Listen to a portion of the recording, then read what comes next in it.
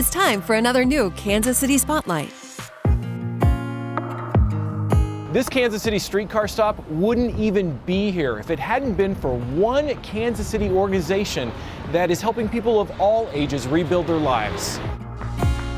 We're here at Ability KC with CEO and Executive Director Amy Castillo. Thank you for letting us come in here. This is amazing. We're so excited you're here. Okay, so let's talk about what is Ability KC for those who might not know. So Ability KC, which will celebrate 10 years this year as one organization, actually has existed for over 75 years in Kansas City, serving across Missouri and Kansas specifically for individuals with very complex medical conditions.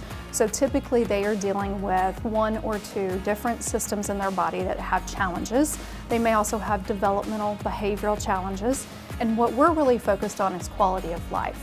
So when someone comes to us from the hospital or their healthcare system or a physician, or through just understanding of who we are in the community, then what we really work with their medical team to ensure that they're getting the right type of therapies. So those therapies consist of speech therapy, occupational therapy, physical therapy, neuropsychology and rehabilitation services, medical management services, and then it's created in environments where they have experiences like our Mary Shaw Branton Therapeutic Preschool in the building we're in right now, or in workforce settings, because we're really focused on making sure people return to work, return to home, return back into the school setting.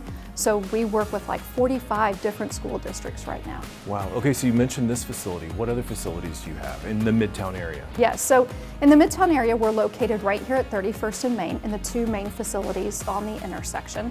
So important because the KC Streetcar Authority, you know, they've been so valuable because when they recognized the services we were providing here, we really worked with them to advocate and study why a stop location here would be so important.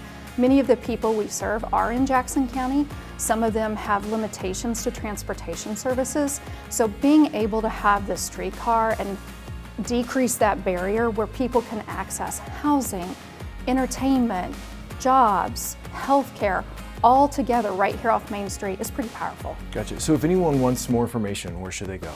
Get engaged by voice, they can get engaged by volunteering, and then they can do it from a financial support standpoint, because we are supporting a lot of people that there could be limitations on the amount of therapies that they may be able to have covered for this, and so it's important to think about that in the bigger future for our community. This Kansas City Spotlight has been paid for by Midtown KC Now and Main Street CID.